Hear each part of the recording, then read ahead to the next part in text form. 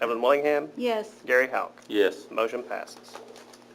2, consideration and possible action to approve funds for copying and mailing a monthly newsletter to be included for mailing with the city's water bills. Annual costs for copying and mailing the newsletter are estimated at $4,000 to $5,000, with equipment costs associated with folding and inserting the newsletters to be donated.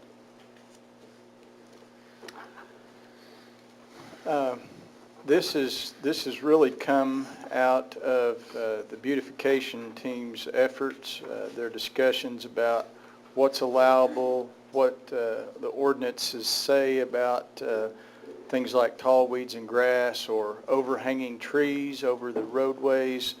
And the discussion led to different ways of notifying the public. Ultimately, they came to back to the city newsletter that we had several years ago. The discussion then,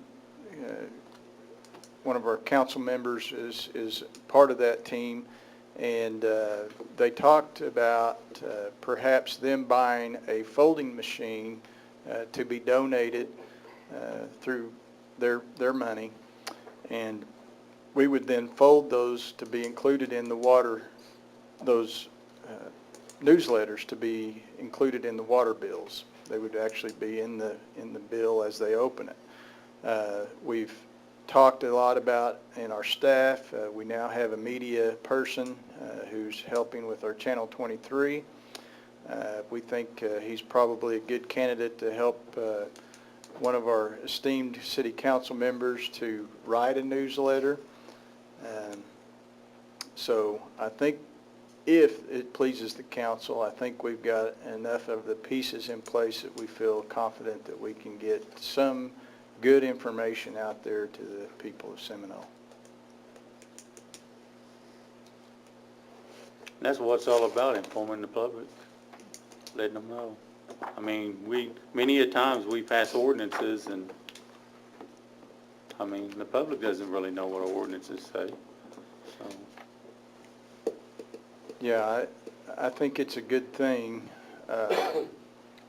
Right now, what we're talking about is a one-page, just on the front of one page. Eventually, if we get better at it, we can probably go to front and back or maybe 2 pages, but I think this is a good start for us. I'll defer to you, Chris, on whether you want to start this immediately or pick it up in the fiscal year beginning July 1st. My preference is Jay's sitting here squirming if I start trying to spend money now, because we are very tight. It's going to be a squeaker trying to get in through the end of this year. So my preference would be to start at July 1st and start being able to appropriate money at that time, giving us time to budget for it. So it'll. That's fine with me. I mean, we need to get the money that's supposed to be donated to take care of the machine and then order the machine. So that would be fine. We'll allow plenty of time for that. Are we going to have to hire an employee to fold and stuff and do whatever needs to be done? The machine that is being donated will do that. Do that. That's right. The information we have, Mr. Hamilton has the machine or has the money to donate the machine. Is that correct? I don't know if he has the money. He just says that he will have it donated if we commit to it. So we're actually committing ourselves to approximately $330 a month for 11 cents a copy, if that's what we go with. That's correct. Okay. They don't want to go about getting the money together for the folding machine if the council's not committed to doing the print part of it.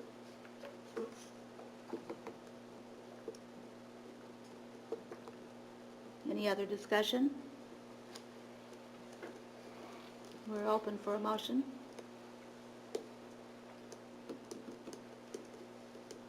Move to approve. Second. Roll call, Jay. Chris Anson. Yes. Dee Dee Patterson. Yes. Terry Thomason. Yes. John Kramer. Yes. Evelyn Willingham, Yes. Gary Halk. Yes. Motion passes. 3, consideration and possible action to approve selecting a new health insurance plan for city employees for the upcoming year to replace the current plan provided by the Oklahoma Municipal Assurance Group, or OMAG. Staff recommends a Blue Cross Blue Shield plan that is Insure Oklahoma eligible. This move aims to improve most benefits to the employee while reducing the cost to the city. Main features of the BCBS plan include reducing the employee's deductible from $2,000 to $1,000, improving the coinsurance split from 60-40 to 80-20, lowering the out-of-pocket cost of the prescription drug plan, and raising the lifetime maximum from $1 million to $2 million. So what do we have to, basically on our other insurance, give up to have this? I mean, to me, it doesn't sound like we gave up very much, did we? I mean, seems like the co-insurance is better, Yes, I Gave up higher premium. yeah, I gave up a Yeah. higher premium, Yeah. but it sounds good.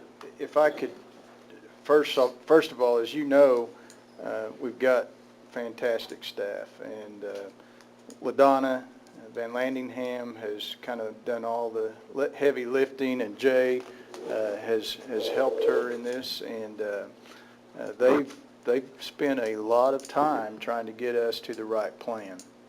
As you will recall, several years ago, we we actually left OMAG and went into more of a self-insurance program, and it kind of got us in a pickle. And we've been digging our way out of that for many years. Now we've been back with OMAG, and it's been a very good relationship. We don't have any real complaints with OMAG, but they're in a situation like many other health companies are, and their rates are just getting to be astronomical. Our census and the health of the city employees is not helping things, but we have gotten to the point as a staff that we feel that we just can't afford to keep going the direction that we're going.